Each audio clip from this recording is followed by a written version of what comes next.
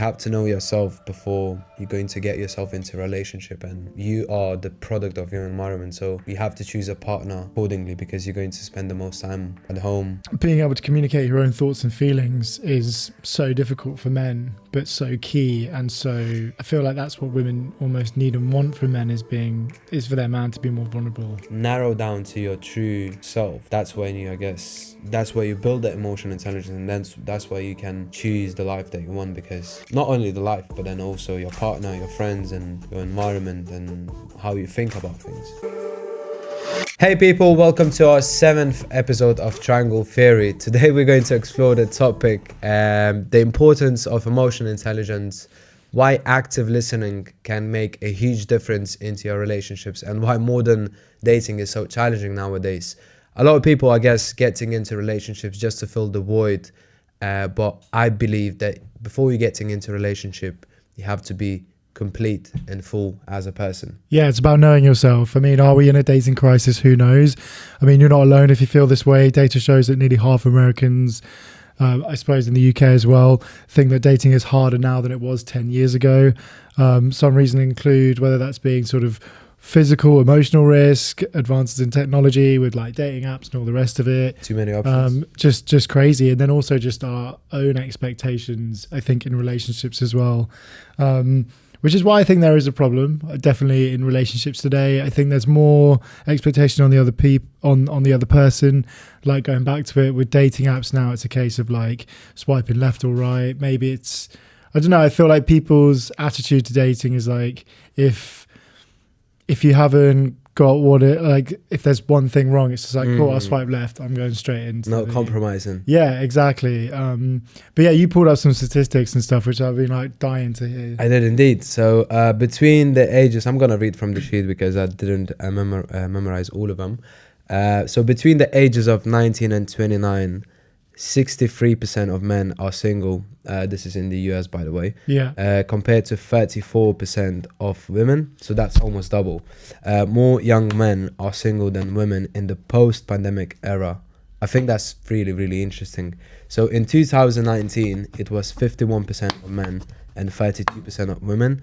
And 3 years later, in 2022, men went up to 63% and women went up 2%. So men went up 12% more than compared to women, 2%, which is really, really crazy and interesting. I think that has to do a lot with being lonely and watching a lot of porn, I guess, as well. Yeah. Not being able to socialize. One of the things as well, a year before pandemic, I stopped drinking. So naturally I socialized less. Yeah. And then when just before COVID, I was drinking.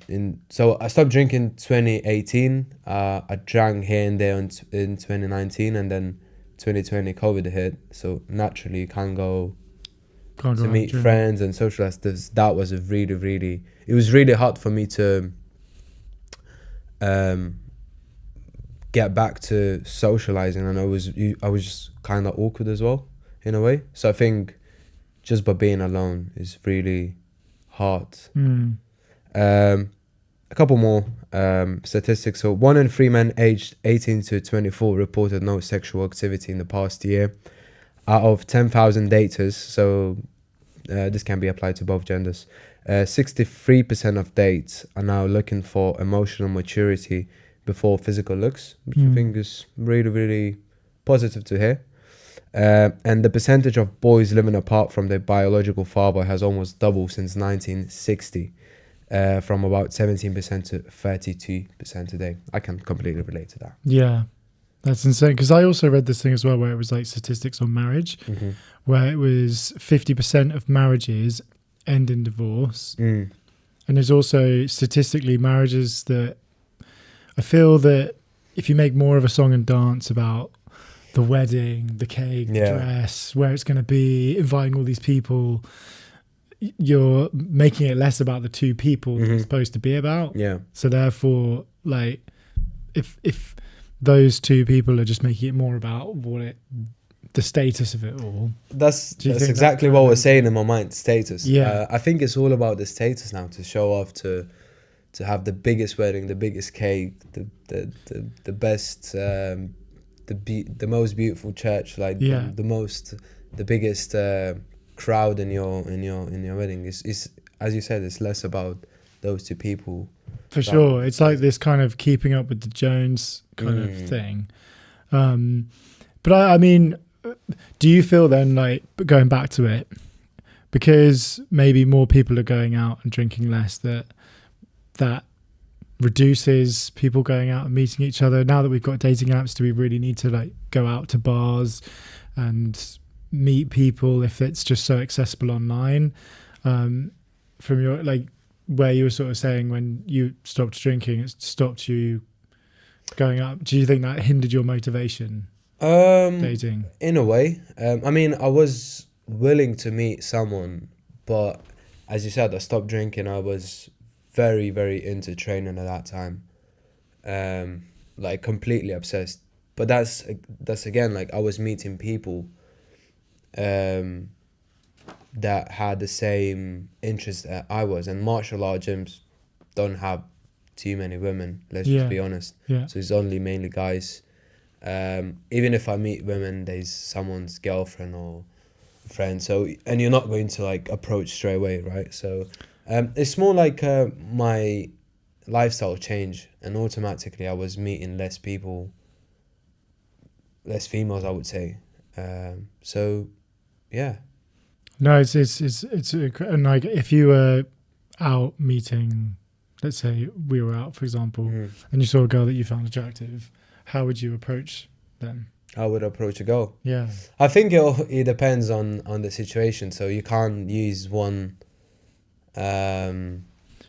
pick-up lines for everyone, every girl, right? So, hey guys, thank you so much for making it this far into the podcast. If you have any feedback, then please let us know, as we always want to make this podcast better. So hearing from you is always a pleasure. Please subscribe to all of our platforms. Get involved at Triangle Theory. If you've got any comments, or if you want to share any topics that you think that me and Conrad would like to talk about, then please get involved. We'd love to hear from you. Thank you so much. I would say it's all about being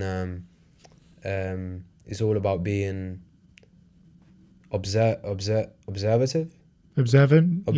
Yeah. So I guess if she has something that that's different, you would comment on something that she has. Okay. So that's quite different from what everyone else is saying, I guess. For sure. I feel like there's this, like, when it comes to approaching or talking to a girl in a bar or a club or whatever, it's being respectful. Yeah, exactly. And being open with the idea that it's, if you get rejected or turned down and she says no, it's totally fine. Yeah. It's like, cool, like, no worries at all. If you've got a boyfriend, great. Yeah. Like, just, let me buy you. Do you know? And it's that girls sort of, wants to be approached. Yeah. It's just how you come up and approach them. And I think if you're fine with being rejected, as you said, it's fine. Like, for sure. And I think it's doing it in a way where it's not creepy, where exactly. it's like you're not staring or being overly like, do you know what I mean? Like, it even creeps me out, but there's been so many times where I've been into a club or a bar, even with my own sister, where we've been having a drink or whatever, and it's been with our friends and stuff, and there's these dudes that will just lock eyes, and I'm just like, that's not how you're gonna. Even if you wanted to, like, how do you think that situation is gonna go, bro? You think she's just gonna feel cool, like, great, I'm gonna go with this guy that's been staring at me for 3 hours? Like, no, like, I think it comes in with a level of confidence, respect, knowing yourself. If it doesn't go the way, cool, have a like. And you touched on the confidence. I think that's a very, very huge part. But when it comes to creepiness, I think it's harder to approach girls in cities like London, because there's so many creeps, and you don't want to come across as one. It ruins it for the rest of us as well. Exactly. Yeah. It makes it harder. Like, the amount of times I've seen attractive girls on a tube platform that I want to talk with, but I was like, I think don't want to be that guy. Yeah, I don't want to be that guy. That's it, man. Yeah. So yeah, that's as well. Like, I think it's the environment where you're approaching, because now it becomes, you can't approach girls wherever you like, anywhere. But it has to be a specific place, almost like a pub or a park or something. Not in the night, obviously. Absolutely. But I think it comes down to the education of what guys should be doing when it comes to approaching girls respectfully, and also like nicely, and being a gentleman, I suppose. Yeah, exactly. Not trying to overly compensate or come off in a way that's making them feel uncomfortable. Yeah, yeah. And I think for the guys listening to this, it's kind of checking yourself and checking your behavior and coming across in a way that, and by doing that, I'd say like talk to your friends who are girls about the best way to approach a girl. Yeah, that's a really like, good point. Yeah, because I would ask my sister and be like, "How would you? Do you know what I mean? Like it's because you have very similar age with your sister as well. yeah, right? she's 3 years older than me. Yeah, But she's like incredibly makes so switched much. on. So, but I had the pleasure of living with her for like 4 years. But I remember wouldn't be like asking her like, oh, how could I pick up girls? It'd be more just saying, if you were to be approached with a guy, how would you want to be approached? What do you think would be a nice way? And it's always, treating, being respectful, not making them feel uncomfortable. Yeah, Do it. Like, it's nice to be complimented on. Yeah, exactly. Like when I've been complimented, I'm like, oh, great, I feel good. Like, thank you. But it comes down to the awareness as well, and having awareness for yourself. And I do think that there is a level of emotional intelligence that I think not only is it essential for everyone to know and understand that, but I think when it comes to being in a relationship, having emotional intelligence and awareness of yourself and an understanding of connecting with you and one day your partner, especially on a deeper level, that's when you really go to the next echelon of success. And I think there's ways of doing that. I think it's whether that be sort of like practicing more active listening or expressing yourself a bit more clearly and communicating your thoughts and feelings, like how do you actually feel, which I know is really hard for guys. Like we had our podcast, men's mental health, and being able to communicate your own thoughts and feelings is so difficult for men, but so key. And so I feel like that's what women almost need and want from men is for their man to be more vulnerable. Exactly. Well, looking at the statistic, 63% of dates now are looking for emotional maturity before physical looks. So exactly, like I like to use this analogy as an example. You have this girl that's 11 out of 10. You have like she's at home, but like you've got this souvenir that just doesn't talk with you really. Like she's beautiful and all of that, but like then that's it. Like you can't really have a deep. She's not challenging you emotionally or just psychologically, I would say. And I think you want that balance between being physical attractive and it's not only for girls, it's for men as well. Men especially, I would say. You want to be challenging and again, it's not about those physical looks. It's all about the mental aspect of it and how you can connect on a deeper level emotionally. For sure.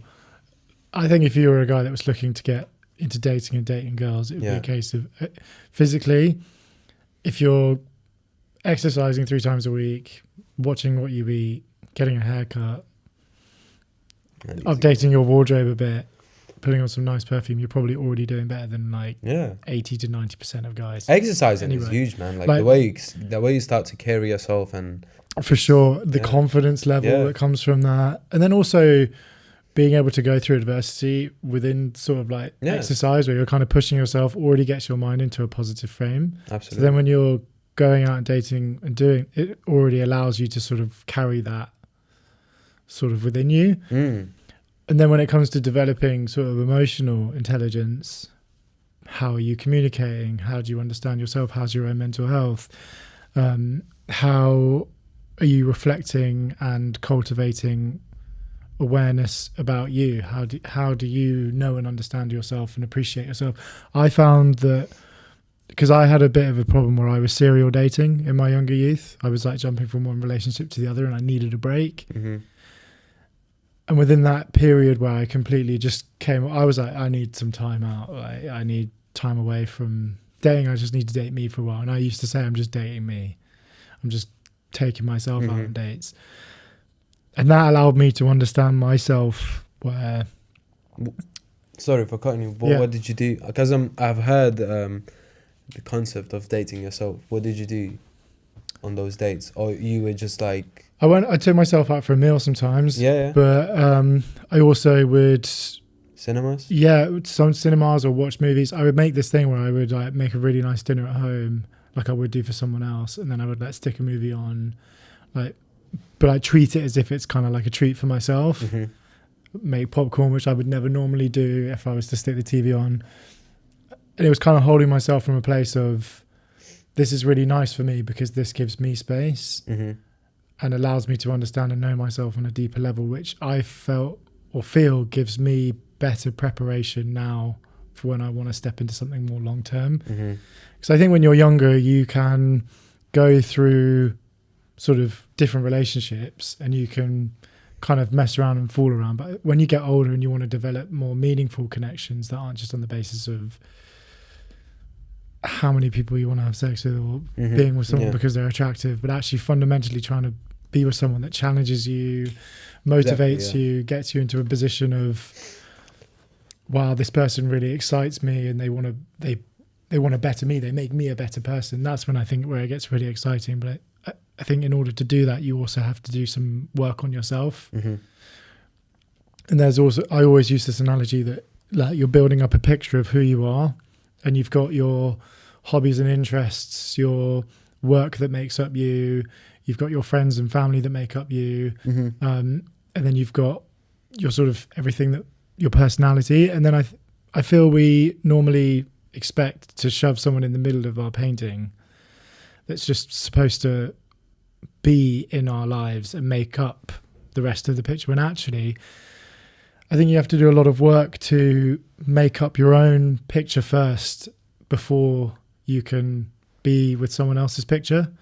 So I think you're both supposed to have your lives in an independent way, because I feel that those relationships where you're not codependent on each other and you're two individuals working together that's uplifting and helping Exactly. one another, I feel you build far more stronger relationships. Mm-hmm. I think that's a really mature way to look at it. Yeah. Instead, where I think where you look at your partner where you need them or you're codependent on them, you're not fully capable or strong enough within yourself. And when I was dating myself, I really wanted to give myself the chance to be able to have my picture in order first. Mm-hmm. And that was really important for me. And I think one of them was just self-love and loving myself more. Yeah. Because I didn't love myself and I needed reassurance from other relationships to tell me that they liked me, Yeah. because it was like filling a void almost. So when I came off of the dating pool, that's when I realized, I was like, okay, I need to just love myself first and like listen to myself and build communication with who I am as a person, develop more empathy for me. Yeah, yeah, absolutely. I mean, you made a good point earlier, is that within that picture, like how are you going to know what you want to date if you don't know who you are as a person? Exactly. You have to know yourself first to actually know who you like. Mm. Like if you know your friend, and you clearly know that he's, because I think we are, as individuals, we know our friends better than we know ourselves. Yeah. Not everyone, but I think majority of people are really good at picking what people doing wrong and right. And We're then, very quick to judge. yeah, and when it comes to themselves, they're not really holding that mirror in front of themselves. So once you know what you like and what you dislike, more importantly, then I think it's a lot easier to choose what you actually want from a partner. Mm. You define your values. You want a person who have similar values to yourself, not entirely the same, but yeah. It's true. And also knowing that things will change and that you will adapt and change your, not only you as a person. And when you're, and I suppose that those that are in relationships now are looking for, or maybe those that are looking for more deeper and meaningful connections Mm-hmm. with people, it's building something where you're both going in the direction that you want to, but knowing that things will change. And for me, it was like understanding in that moment when I was dating myself, what do I want for myself now and where do I want to go? Mm-hmm. And then going back to the dating pool and going, okay, well, this is actually where I want to go. And this is my journey now. Mm-hmm. Not so much like come on the journey with me, but what's your journey? Are you also Exactly. on the journey of growth? And then it's a case of Yeah. being there and supportive and lifting Yeah, each other. That yeah. to me, I feel is inherent is how I say, like, two complete people Yeah. coming together for a bigger mission, Becoming or a power bigger vision. couple. Yeah. For sure. And then I guess that's what I meant on the intro, that nowadays people getting into that relationship just to fill a void, because they say, oh, my other half. Now, the way I think is, you're full and you meet someone else's who's full, and then you just come together, That's a really nice point. helping to grow each other. But why do you think, what are the reasons why people getting into relationship in the first place? Why do I think people get into Yeah. relationships in the first place?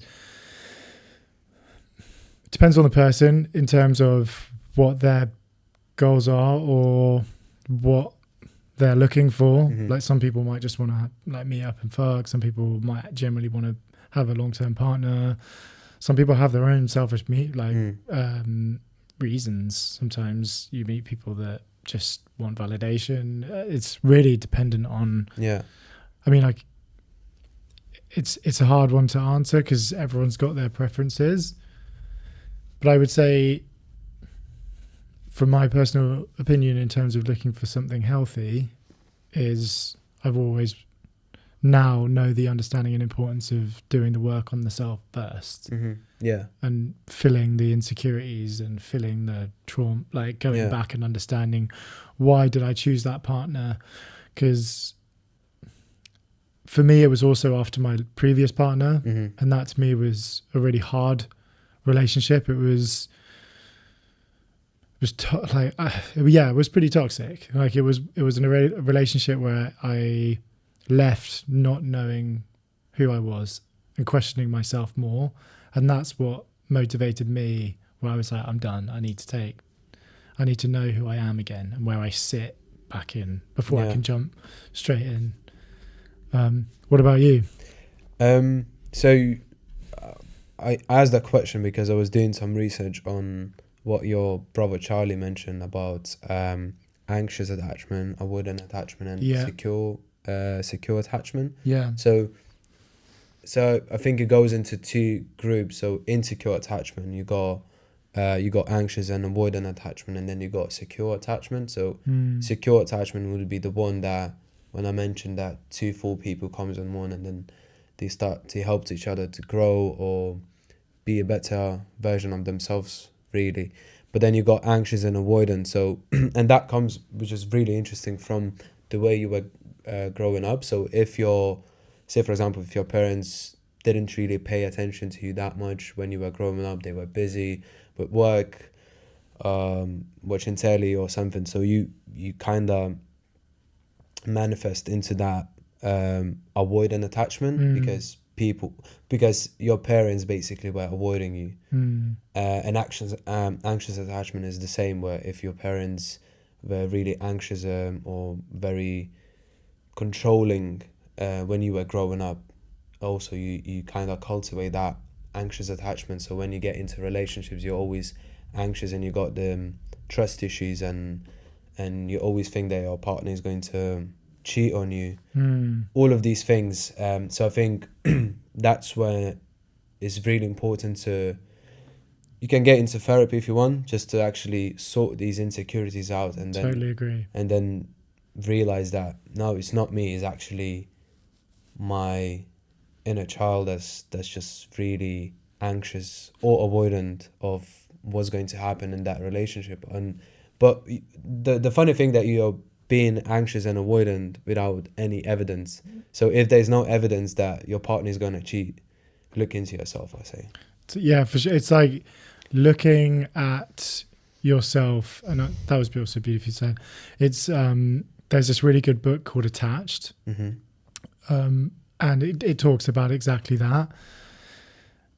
And I think where, for those that maybe have gone in and out of relationships and maybe have chosen bad partners, it's not necessarily a reflection of you. It might be a case that you need to go back and work out what it is that what's causing you to look in those directions, or and sometimes it is going back and understanding what you learned from your parents, or maybe it was a past trauma, or maybe it was something that happened to you. It's it's really kind of, like you say, understanding what those insecurities are that lead to the actions that you take today. Instead of blaming your Instead of blaming a partner. partner. Like, it's so easy to be like, oh, you know, you're going out and cheating, when actually it's like, well, what's causing you to feel that way? Where's that jealousy coming from? Where's that anxious behavior coming from? Maybe it's because you had a dad or mum that wasn't around, or do you know? And I think it's really important that you identify that before going into a relationship, because then you start understanding what you bring to it, and who you want to be in it, and that allows you to have a really healthy relationship going forward once you've kind of filled the insecurities or the holes that absolutely, that make up that. Because after that it comes with communication, and I think really it's so underrated, man. I think communication is so underrated. Really, if you can communicate exactly how you feel, regardless, with this no sense of judgment. Yeah, exactly. Like, if you can say to your partner how you feel, and you know that they're not going to take it the wrong way or take it personally or take it as a self-criticism, you can just openly say how you feel and go, this is how I feel. I honestly believe the relationship has more chance of making it just because you're so open and honest with one another. Yeah, absolutely. And if you can sit down and hold each other in a place of safety and reassurance, and that it's all love, we can have an open conversation about whatever it is. It removes that distrust, or it removes that barrier of, I couldn't begin to say that. I think, like, it's always this, if ever my friends call me and they've said they've got a problem with their partner or girlfriend or boyfriend, whatever it is, and they're like venting to me about it, I'm like, have you spoken to them first before you even initiate the conversation? And if they're like, no, then it's just like, cool, we'll call them. Go speak to them. Because that's how you build the trust. That's how you build a relationship, is being able to go, right, let's put it all on the table here. Yeah, you just put your egos aside and then sit down and listen. And I think it's very important to listen and then tell what's on your mind, and then together come to a conclusion. And there were so many times when I was arguing with my girl, and then at the end I was like, fuck, I was wrong, probably. I was wrong. And then your ego hurts so much because you actually thought you were in the right. And then, but I guess that's how you build that emotional intelligence as well. It's this endless need to protect yourself. Yeah. But I think if you can go into it knowing, okay, I want to understand more about myself. Yeah. And I think when you know yourself truly, you know true yourself and love yourself, and you can openly hear the criticism of where you're going wrong. Let's say, for example, you and I are in a relationship and I've done something wrong that's repetitive, and you're like, Rupert, this is really upsetting me. And if I'm like, no, you're wrong, it's about me being like, okay, this is the problem, this is the solution I need to do. I feel that a lot of guys will tend to try and solve the problem once it's become a problem. They never preempt the problem. And I always use the analogy of a sink. Like, if you notice the tap leaking ever so slightly, you kind of think it's fine, but then all of a sudden it starts over months getting worse and worse and worse before the tap just blows. Then you're like, oh shit, now it's a problem, now I've got to fix it. Had you just done that small adjustment months ago, it wouldn't have become this big problem in the future. And I feel that guys, only once their girlfriend goes off the handle and it's like, this has been a persisting problem for months now, they go, oh shit, I need to get my shit together. It's like, no, make the small incremental changes in the beginning. Listen, sit down and listen to the, not so much like criticism, but just the what's trying to be said. Because it's only trying to make you a better person. And likewise, it's a total, two-way street. And I think when you're always checking in with each other, being like, hey, what can I improve on? Did that, how can I be a better person to you? Like, yeah, absolutely. And you know what, like, it's very interesting to hear that, because I'm from Lithuania, and Eastern European families are quite different from what we're talking right now. So when I was growing up, I didn't have a dad, but I had a stepdad. So I never really saw my mum and my stepdad sitting down and having a conversation about what's happening, about their problems. There was always shouting and now you did this, now you did that, and it's all about, and it's not only my family. It was very common in Eastern Europe, and I think overall the world it's always pointing me your fingers and then blaming other people. But then as I was growing up. Hey guys, your feedback is very important. And no, this is not an advertisement. Actually, what I'm asking from you is to leave a comment below what you liked and most importantly, what you disliked about this episode, because we can improve on the next episodes and we can make a better content for you to listen. Give us also a topics you'd like to us talking about, and we can prepare, do your research and talk about it on the next episodes. Thank you. And I got into a relationship myself. It was the same shit. I was with my girl and then I did something and she wasn't happy, but I wasn't blaming myself, I was just blaming her. And I think when I moved to the UK, I got into this hookup situationship, you could call it. So it lasted for like 3 months. But one lesson I took from that situationship was that if we had a problem, she never really shouted. She always listened to me, and then she kind of taught me how to do it as well. So we always used to talk through the problem, and after we broke up, you could say, I think I took that from that situationship, because I was like, yeah, that's how I want to solve the problems, because we actually solved something. It wasn't, I'm not talking to you for the next 3 or 4 days, and then after 4 days you start to talk, but the problem isn't even solved. It's just buried on the ground. Do you know what I mean? It's really, really interesting that people just avoid talking until it's too late, as you said with the sink analogy. Yeah, it's being able to like sit down and go through the problem open and honestly, and doing it in a way where it's not heated, it's not trying to get one over you or tell you that you're an arsehole or you've got to change this or I'm done. This is what we need to improve on together. Yeah. How do we get through this together? Yeah. Because I also feel that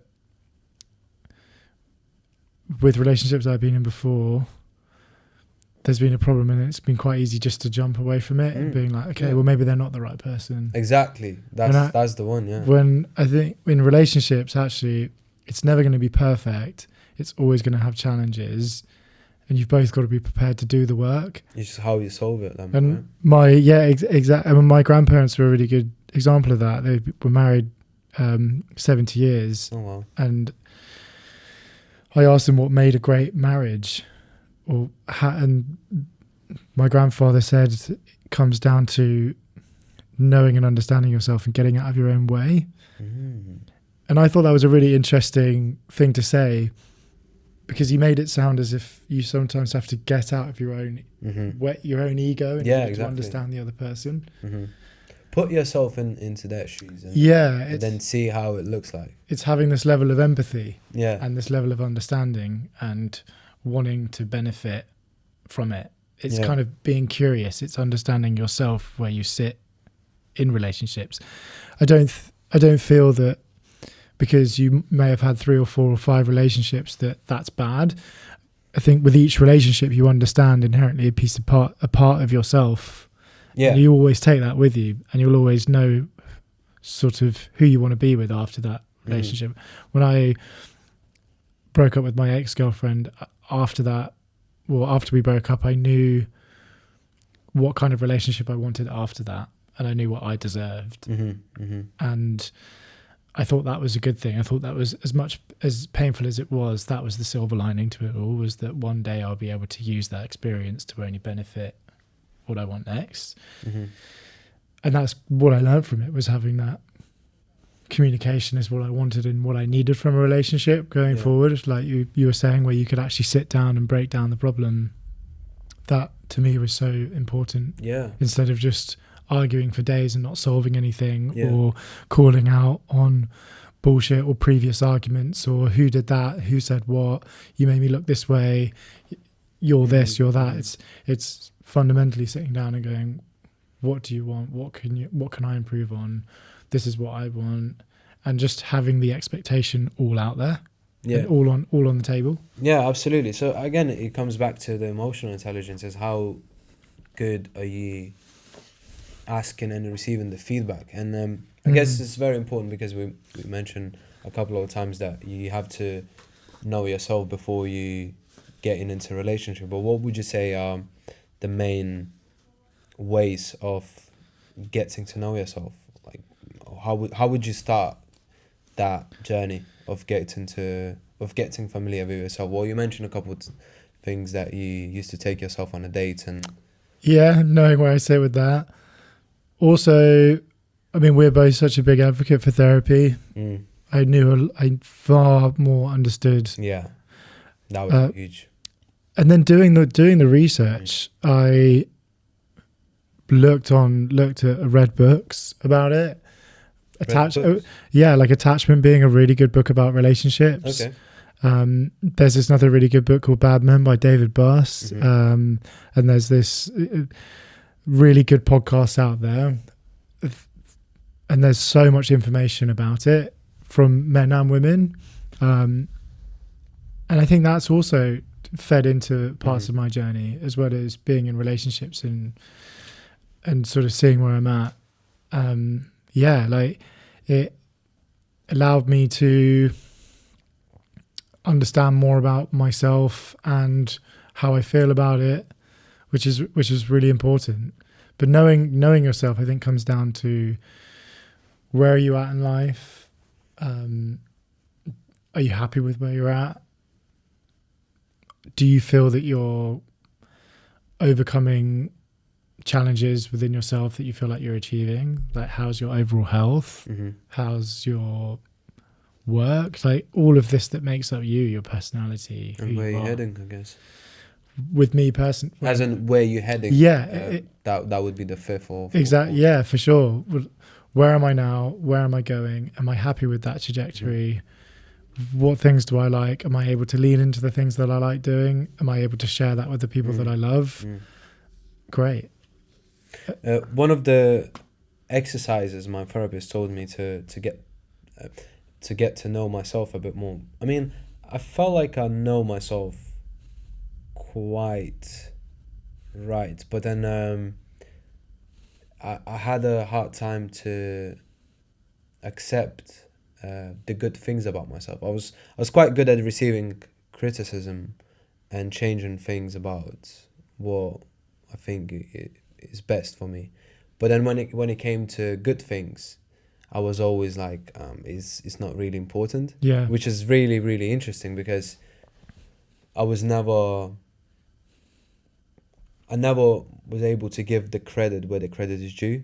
So one of the exercises my therapist asked me to do, because, as I said, I had a hard time to believe in these good things, and I only believed in them when someone else told me about me and the good characteristics I've got. So I called my sister, and my therapist says, call your sister or your brother and ask about certain qualities about yourself. So I called my sister and I said, look sis, I'm doing this therapy thing, and I want to know myself a bit better. If you would have to describe me to your best friend, but your best friend doesn't know anything about me, how would you describe me? And it was really, really interesting, because she told me so many good things about me, and I was like, that's really nice, thank you. But then she told me one bad thing as well, that she said, you're not responsible enough. So, and I always knew that I'm lacking responsibility in certain things, and that actually hit me. And then afterwards, I took that criticism and I became a bit more responsible. I took more responsibility in my life, I guess. But that's where you build emotional intelligence, because you are able to accept criticism and you are able to accept the credit where the credit is due. So if someone tells you, Rupert, I think you're a very kind person, if he's honest enough, you have to accept it.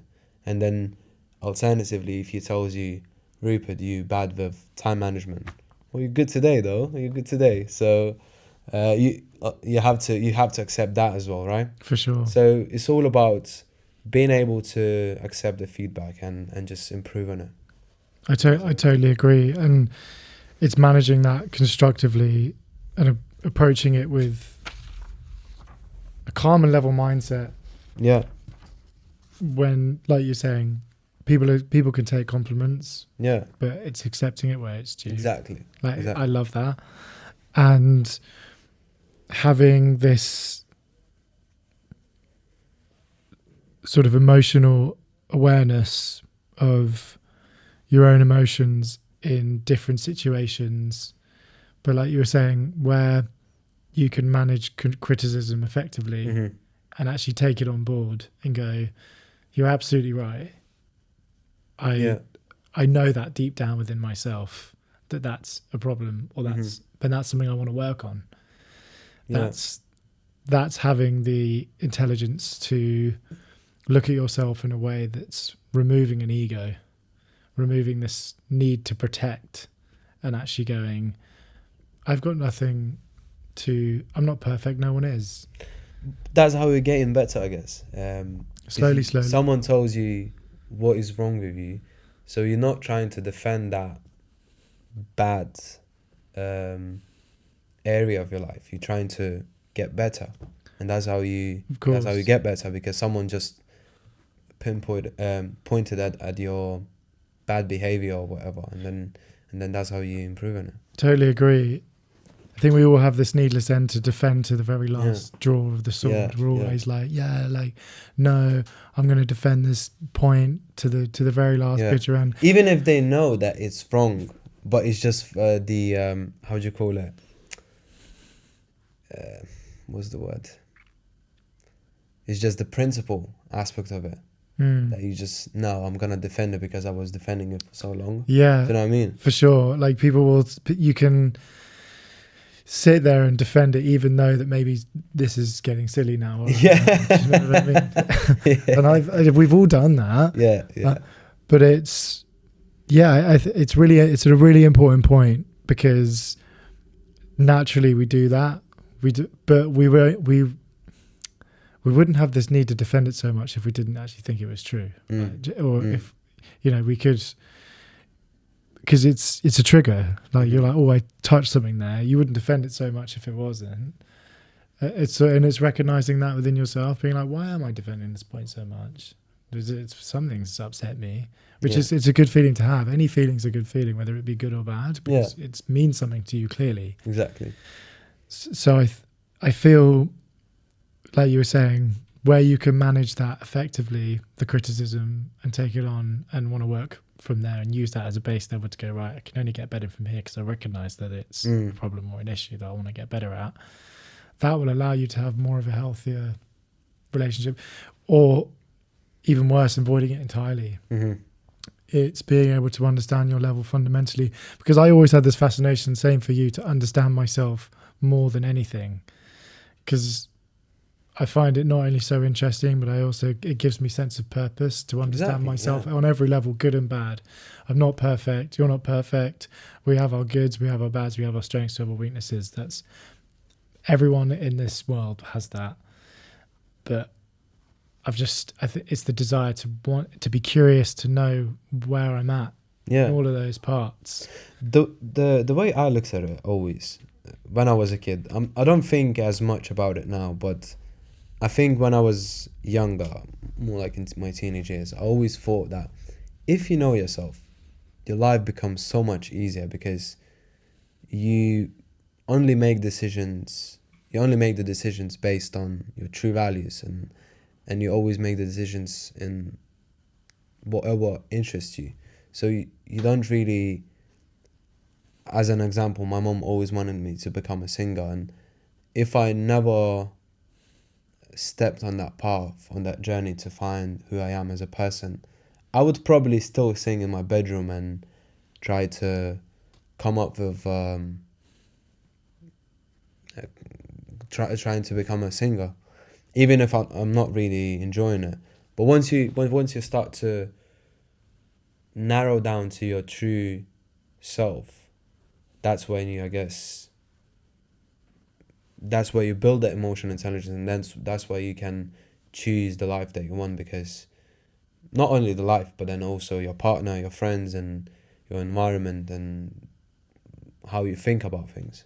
Totally agree. There's this really great book, and I'd like to reread it again, actually. It's called The Chimp Paradox. I know. I started reading it, and then I got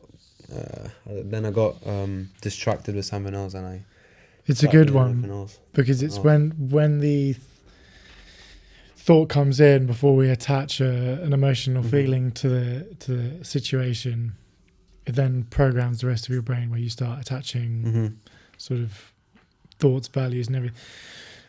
And it made me understand the brain a lot more and how we actually work fundamentally as biological humans and why in which we do things. And that led me towards wanting to know that more. Not only we are a physical being, and we do things and we make decisions on the basis of our biological form as well. That makes up for so much. Like, our brain is a piece of hardware that works in ways instinctively on the basis of who we are and where we're from and where we came from. Yeah. Like, why we're fearful, why we get angry, why we try and protect ourselves.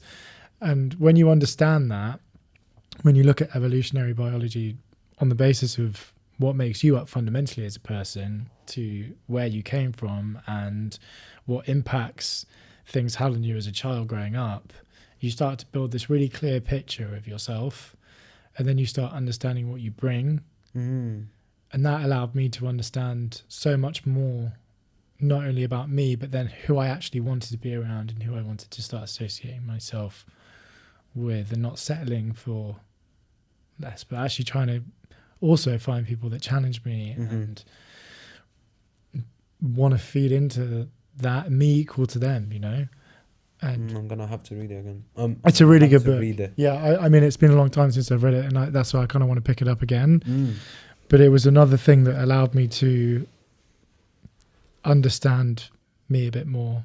And then with therapy, it was about creating boundaries and not people pleasing, because I had that problem so much. Yeah, me too. And actually using I and how I feel. And Charlie's really good for that, my brother, where you use that term I, and he taught me a lot about that without blaming others or your partner, and being specific about your needs and expectations, because I think that's really important. Because before I used to throw that all away, where I wasn't using that sense of I or boundaries, because I thought that was selfish, and I thought that wasn't a healthy thing to do, because if my needs were met, that's fine, as long as your needs were getting met and you were happy, that meant I was good. And that actually led me to resent not only myself but the other person.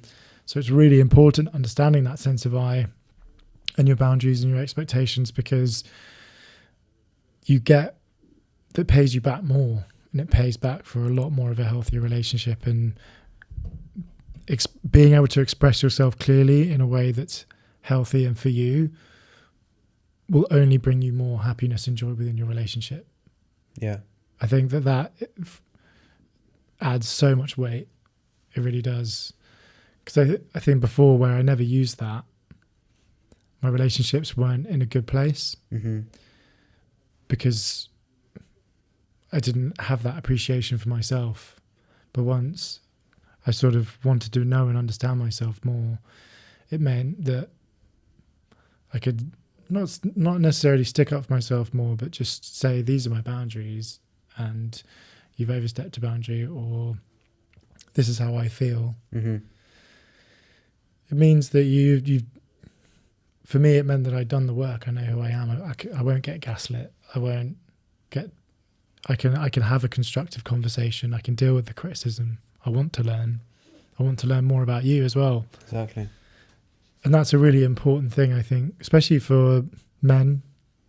I feel that my friends that are women who are in relationships struggle with that with their partners who are men. They don't have this drive to want to talk about their feelings or have these things in place. It tends to be more sort of male focused, not sort of looking within Yeah. and trying to understand not only their partner but themselves on a deeper level of this empathy and vulnerability and this. Yeah, it's a funny one, but I do feel for the guys that are listening to that, it's really important to try and fundamentally understand that more about yourself. Well, as we mentioned earlier, I guess it's very important to have a relationship not only just for physical attractiveness, but actually for emotional stimulation and psychological aspect of it, I guess. So you want a relationship that's challenging and that challenges your beliefs and what you think about yourself and just about relationship in general. But what if, I guess my next question would be, when it comes to red and green flags, there's a very wide conversation about it, I guess. A broad conversation about it, sorry. If you would list your green and red flags, what would they be? In a relationship or a girl? I mean, I've never really had anything like a type or a preference. It normally goes always off the basis of the person and how I feel and how it feels within that moment. Yeah. You can never know someone truly if you've kind of met them. You have to kind of meet them online, and it's all very well being like, oh, these are my red flags, these are my green flags. Yeah. It's like, you don't know. That red flag could be something that you work on together, or you never know. But green flags would always be, has that person also, do they also know and understand themselves on a level that is, has this extended empathy and emotional intelligence? And because I think that's really important. Are they honest enough to understand? Are they honest enough to understand that they need to work on themselves? I think that's a really huge one, because everyone needs to work on themselves. And if the person comes in and says, no, I'm good. It doesn't make sense. Exactly. And I don't think you need to meet someone that knows exactly where they're going to be in 10 years. Exactly. Has this kind of exact drive, job, aspiration and all the rest of it, and motivation. I think that's great. I think that definitely feeds into a lot of it, especially when it comes down to, appearances. Like, are you looking after yourself? Maybe do you understand that is important? Is definitely a green flag. I think if you were looking at someone that didn't really care where they were going in life and has no like connection to wanting to, I think that's kind of where it's like, oh shit, are you okay? Yeah, I always said for anyone, but sorry, I always said, as you mentioned, you don't need to have 10-year plan where you're going to be in those years, or you don't need to have big aspirations of becoming a millionaire, billionaire, whatever, having this big mansion. As long as you working on something that's truly valuable to yourself, that's it. I'm in. Yeah. Because everyone is different, and no matter if you want to have a big business, or if you want just to have your little plant shop on the corner in Brixton, it's fine with me. I think it's so because cool. You're working on something that's important to you. Yeah, and that's exactly it. It's, you're passionate about something. Yeah. That is, to me, like an incredibly a green flag. Is, it doesn't need to be this big thing. It can be something so small, but you're passionate about it and it makes you happy and you're leaning into the things that make you feel good. Exactly.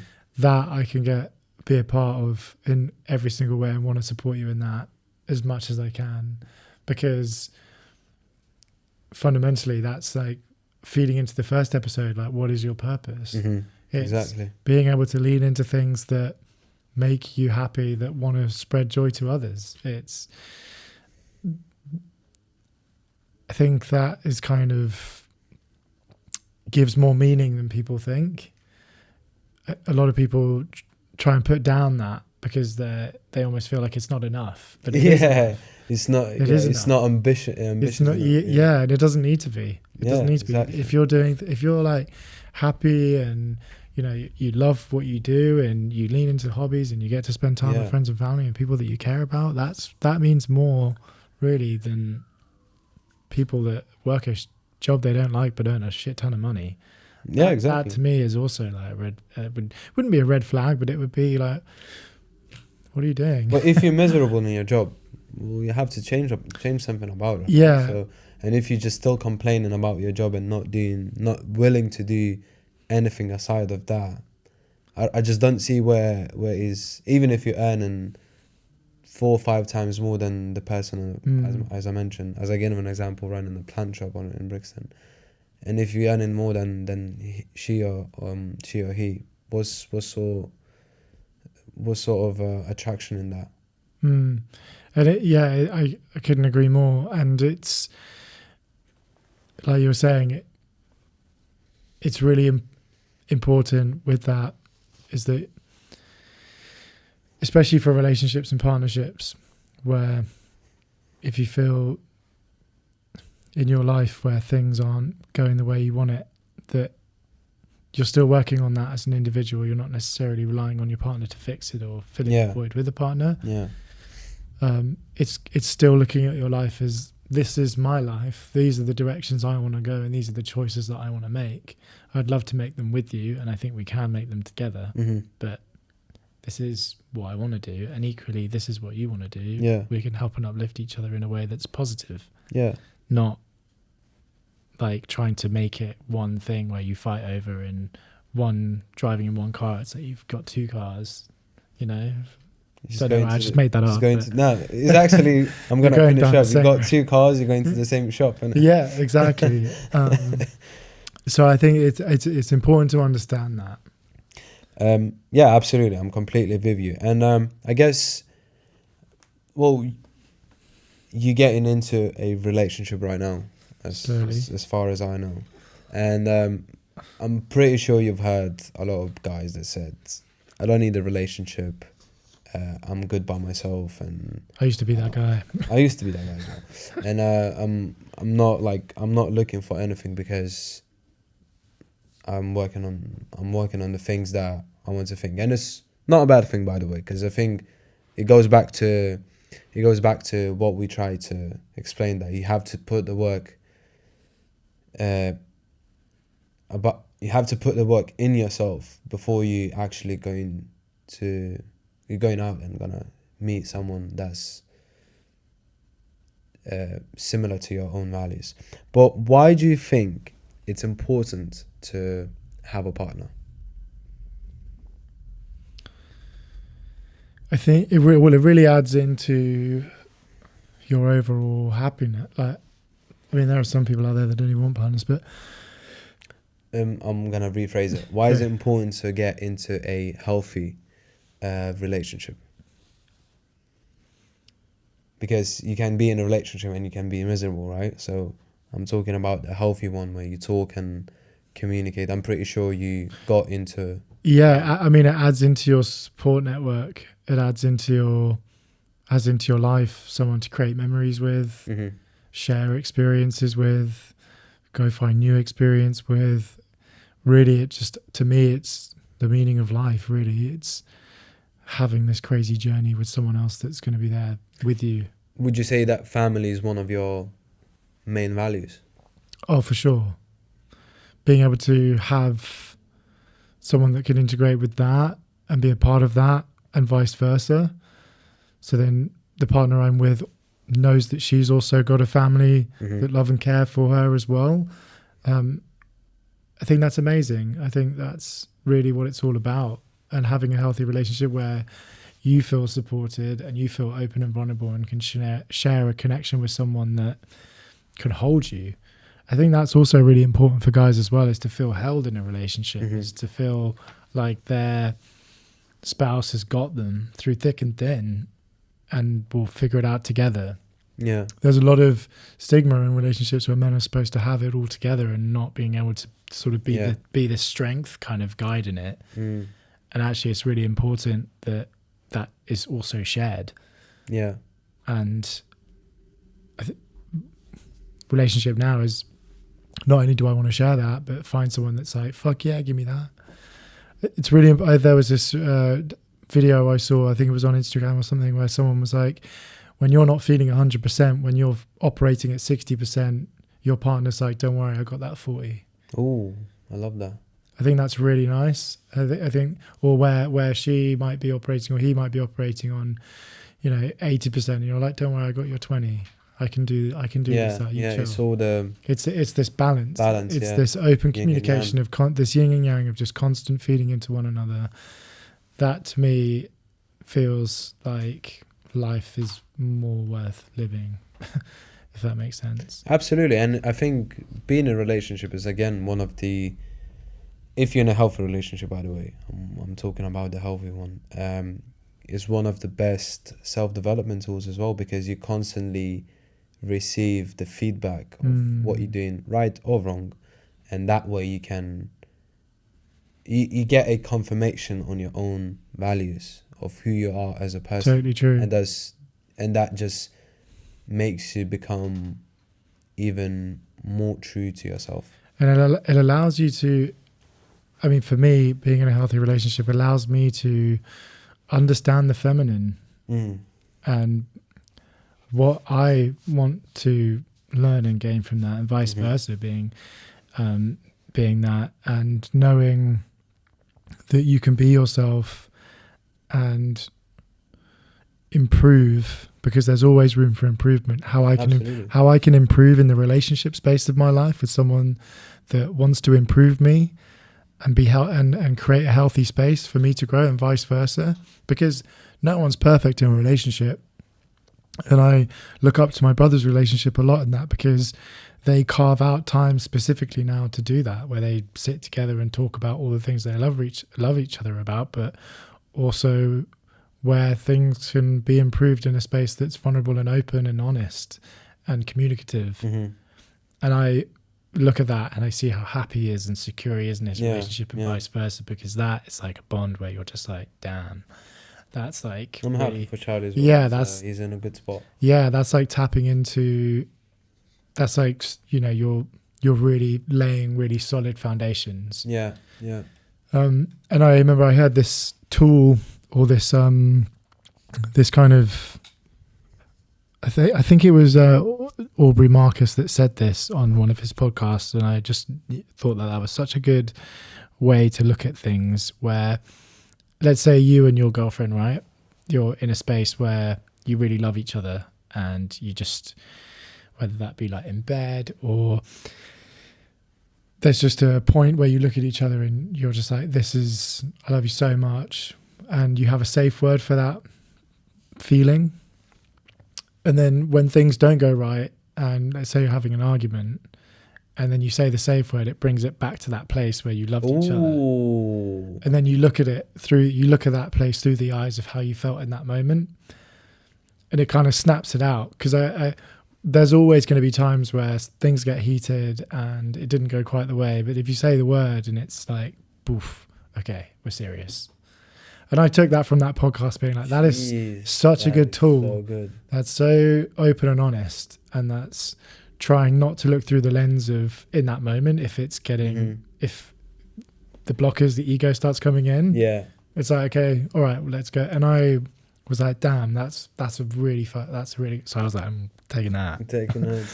So how would you say it? Like, you say instead of something else, or can you give me an example for it? Well, let's say you have like how people have like a safe word in sex. It's like, say it again? You know how some people have like a safe word for sex? Yeah. It's like having a safe word for that moment where you really love each other, and you hold on to that space, and then you say that word. Like, let's say you're having an argument and you say the word, you go back to that moment, so you look at it through the eyes of how you were feeling in that moment before.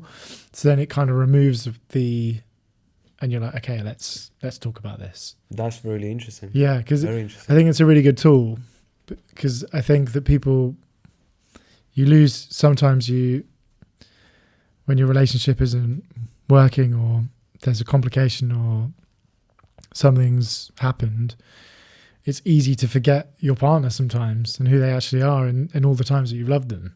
Yeah. So it's like, okay. Because obviously the emotions working. Yeah, emotions are working. You're getting pissed off, getting stressed. So it's trying to bring it back down to that. And yeah, like watching Charlie's relationship and how he's navigated that space, especially through, us going a business and being stressed and all the rest of it, and life just in general, being in London, it's not an easy city. It's hard.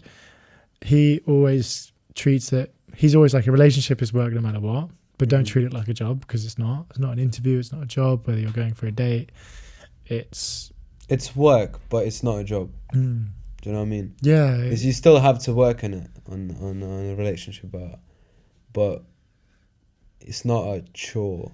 No, it's like working on yourself. Yeah, It's not a yeah, chore, but exactly, it needs to be exactly. done. Yeah, exactly. It needs to be done. You need to, if self to that, and that's just one aspect of the life. Like, one aspect that makes up you, Conrad, or me, Rupert.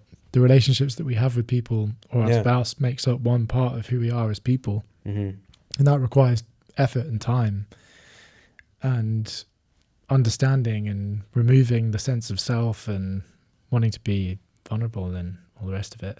Absolutely. You have a secret question for me? I do have a secret question. Because I've got one as well. Do you want to start? You go first. All right. What do you think your future wife would dislike about you right now? My future wife would dislike about me now.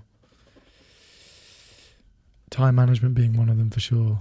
I mean, No, you're a lot better. no, I get Much better today. No, really. I think you made some. I'm trying to make more adjustments. improvements. I think it would be more about. It's funny because I say that I am, but it would probably be more present. Oh, Don't think about the future so much all the time. you do? Yeah, I think I worry about it. Mm. I think I worry about the future too much, or what the future beholds, and I get stressed about it. And I think she'd ask me to change that and be like more. Do you have like an exercise to get out of it? I think it would be more about sort of getting out and being in nature and just trying to love life a bit more, not being so much on the wheel. Mm. I think I can do that so much. I'm in the wheel and I'm on it, Mm. and I just forget about everything else, and then I kind of let. I used to have this as well, just thinking about future, but I think I learned that in Thailand a bit more, I think. And since I started to believe in God a lot more, it's almost like a mantra that there's no point of worrying about future, because the moment I have is right now, and whatever is in the future is gonna uncover itself, and it's just in God's hands. I mean, it helps me a lot to think about it because I can't control it. But once I think that, so I used to think I can't control the future, but it still didn't really make sense for me. But now that I know that it's in someone else's hands, hence God's, I'm like, I'll trust you. You do you, do you, and I'll just take care of what I have right now. So it definitely helps me, man. I'm going to throw the same question back at you because I think that's a really good question, and I know I'm going to say myself. Okay. What do you think your future wife was like about you now? I'm perfect, man. I'm joking, of course.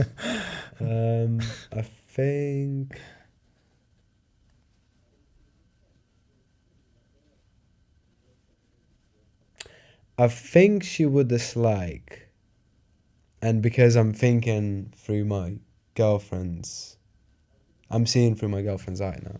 Yeah. She always tells me, you don't spend much time to enjoy yourself, and I don't. It feels like I want to, but I don't really do. And I said that in 2024 I'll have at least one day in a month. What is the end of the month, and I didn't really do it yet. But want to go for like 12-hour walk just by myself, no phone, nothing, just go in the park, Richmond Park, whatever, and just be by myself. So I think I'm struggling to enjoy myself. It's not like I'm struggling, I'm just not making time for it. And I said that this year I'm gonna make time for it. As you said, Mate time is not wasted time. Yeah, So. planned time is not wasted time. Plan time, yeah. Yeah, it's really important. Yeah, that's really nice. Yeah. My other question to you is, what is the biggest thing or self-realization that you learned from your past relationship in the capacity of or in the capacity of how you were understanding yourself in a relationship? In my past or In your previous relationships, what was the biggest thing that you learned? probably communication was the biggest lesson I've learned. Because as I said, I always used to shout. My girlfriend and I, we used to just like, you did that, you did this, and I'm the best. Like, it's just silly. But when I had this, it wasn't a relationship. I would call it a situationship more, because it was 3 months. We just had like friends of benefits this situation, but we were very open about our feelings and everything, and definitely the communication was the one. Since then, I always try to, not even with girls, just with my family as well. Like, let's have a conversation. Like, what's wrong? Yeah, It's a bit harder with my family, but with dates that I have, I think it's a lot easier. It's a lot easier. nice. So yeah, That's to it. conclude, I say To conclude the episode, I picked up a quote from Jordan Peterson. Yes, I'm a fanboy. So he says, I'm gonna read it because I don't want to be wrong. don't want to butcher it. There is no marriage that's successful without trust. You have to tell each other the truth all the time. And to conclude, again, I'm just gonna repeat myself that you have to know yourself before you're going to get yourself into a relationship, and you are the product of your environment. So you have to choose a partner accordingly, because you're going to spend the most time with that partner, at home, evenings, in the bed. So choose your partner wisely. Couldn't have said it better myself. Thank you so much for watching, and we'll see you guys next time.